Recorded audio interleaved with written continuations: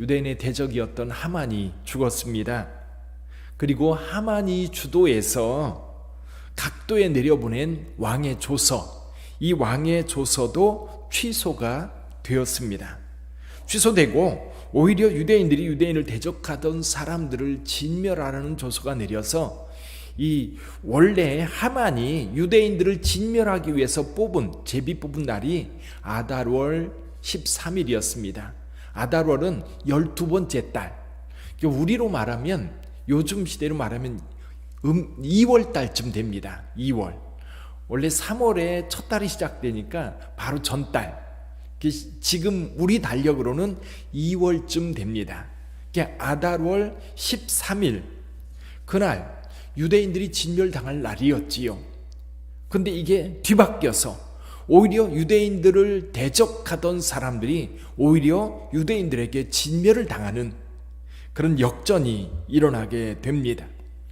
전에는 하만이 두려워서 오늘 본문의 말씀처럼 여기에 각 도의 지방관, 대신들, 총독들과 왕의 사문을 보는 자들이 하만이 무서워서 하만의 명령을 따라 일사불란하게 움직였다면 이게 역전되었어요. 하만은 죽고 오히려 모르드게가 왕 앞에 존귀함을 얻게 되니까 이제 모르드게가 두려워서 모르드게의 명령을 따라 일사불란하게 움직이는 그런 모습을 보게 됩니다. 그래서 결국 아달월 13일에 전국에서 많은 유대인의 대적들이 죽임을 당했는데 수산성에서만 500명이 죽임을 당했다. 그리고 오늘 본문의 말씀에 보니까 이 하만의 10아들도 죽임을 당했다라고 기록하고 있습니다. 사실 10아들이 죽었다라고 하는 것은 이 하만, 유대인의 대적들이 완전히 이제 끝났다라고 하는 것을 우리에게 보여주고 있습니다. 근데 문제는 뭐냐면 하루로는 부족했어요. 이제 13일 날 모든 일이 끝나고 나서 왕에게 이제 신하들이 이제 유대인들을 대적하던 사람들이 얼마나 죽었는지를 보고합니다. 그날 500명이 죽었거든요. 그랬더니 왕이 에스더에게 다시 한번 묻습니다. 유다인이 도성수산에서 이미 500명을 죽이고 멸하고 또 하만의 10아들을 죽였으니 왕이 다른 지방에서는 어떠하겠느냐? 그렇게 말하면서 에스더에게 다시 한번 말합니다. 이제 그대의 소청이 무엇이냐? 곧 허락하겠노라. 그대의 요구가 무엇이냐? 또한 시행하겠노라. 에스더가 이렇게 말하지요. 하루로는 부족한 것 같습니다. 내일 또 조서대로 수산성에서 그대로 행하게 해 주십시오. 그래서 하루 더 이 유대인의 대적들을 진멸하는 일에 몰두하게 됩니다. 그래서 이 수산성뿐만 아니라 전국에서 유대인을 대적하려 했던 유대인의 대적들이 유대인에 의해서 진멸당하는 일이 벌어졌고, 이것이 하루로는 부족해서 이틀, 13일, 14일 이틀 동안 이 일들이 진행되었던 겁니다. 여러분, 하나님은 모든 믿는 백성들과 함께 하시는 줄 믿습니다. 세상이 아무리 강력하게 기독교인들을 대적한다 할지라도 여러분 결국 승리합니다. 1세기에 네로라고 하는 로마 황제가 있었습니다. 네로. 이 네로가 이게 완전히 좀 오늘날 우리말로 하면 좀 미친 거지요. 로마가 한쪽 지역이 너무 낡고 지저분하다고 거기에 불을 질렀어요. 그래서 새로운 로마를 계획하면서 거기에 불을 질러서 상당히 많은 재산 피해, 사람들이 죽고 그런 일이 벌어졌습니다. 근데 이제 소문이 나기를 네로가 로마에 불을 질렀다. 그 소문이 흉흉하게 돌아갑니다. 그때 네로가 이 불을 지른 것은 기독교인이다. 기독교인들에게 덮어 씌워요. 그러다 보니까 성난 군중들이 기독교인들에 대한 박해가 대대적으로 일어나게 되지요.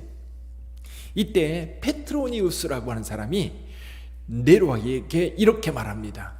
이 사건에 대해서 불을 지르고 기독교인들에게 누명을 씌워서 박해한 이 사건에 대해서 역사가 당신을 정죄할 겁니다. 그랬더니 네로가 하는 말이 있어요. 기독교인들을 다 죽이면 누가 그것을 기억하겠는가? 아마 기독교인들이 있었는지도 모를 거다. 그렇게 얘기를 해요. 그러고 나서 얼마 안 있다가 네로는 죽임을 당하고, 그리고 기독교는 로마의 국교가 됩니다. 박해를 당할 때는 너무 힘들고 고통스러웠을 거예요.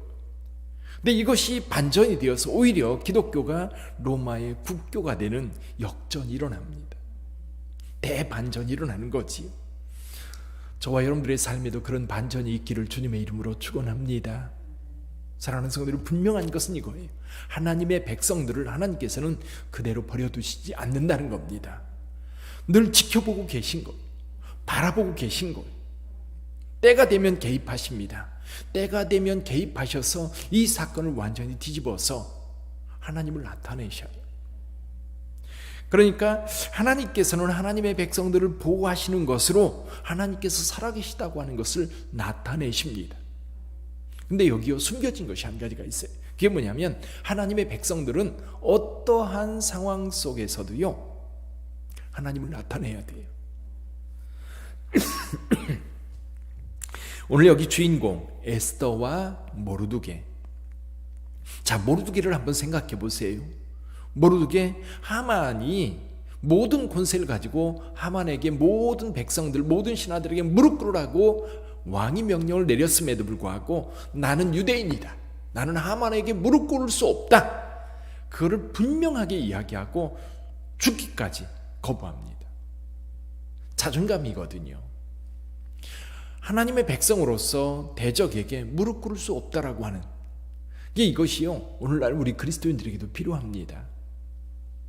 예수님을 믿는 자들 적당하게 세상과 타협하면서, 불의와 타협하면서 그렇게 살 것이 아니라, 어떤 불의가 우리 가운데 올 때에 세상과 타협해서 오히려 하나님을 대적하거나 어떤 사람들에게 해를 끼치는 그런 일이 우리에게 요구되어질 때 우리는 당당하게 이렇게 말해야 돼요. 난 그리스도인이요, 난 그리스도인이요, 난 하나님을 믿는 사람이요, 난 거기에 참여할 수 없어. 사실 모르드게나 에스더가 그런 태도를 가지고 왕 앞에 섰기 때문에 하나님이 드러나는 거예요. 에스더 같은 경우도 자기의 생명을 보호하기 위해서 숨는 것이 아니라 당당하게 나서서 내가 죽으면 죽으리라, 그래서 내 민족의 생명과 자신의 생명을 하나로 여기고 왕 앞에 구할 때 이런 일들이 일어나는 거예요. 하나님께서 이 백성을 구원하기 위해서 개입하시는 어떤 근거들을 마련할 수 있었던 거지요. 저와 여러분들이 세상을 살아갈 때도 그런 일들이 있습니다. 어떤 불의한 사건, 또 하나님을 대적하는 사건, 그리고 어떤 사람들이 어떤 모략에 의해서 고통을 당하는 사건이 있다면 잠잠한 것이 아니라 내가 기독교인이기 때문에 내게 비록 손해가 온다 할지라도 당당하게 나서면 하나님이 일하시기 시작해. 그럼 하나님이 드러나시는 거예요. 사랑하는 성도 여러분, 오늘 우리의 삶에도 하나님의 손길이 함께하기를 주님의 이름으로 축원합니다. 하나님의 손길이 우리와 함께하기 위해서 우리는 하나님을 믿는 그 믿음 위에 굳게 서서 하나님의 이름으로, 하나님의 백성으로 어딜 가든지 드러내며 사는 그런 저와 여러분들이 되기를 주님의 이름으로 축원합니다. 기도하겠습니다.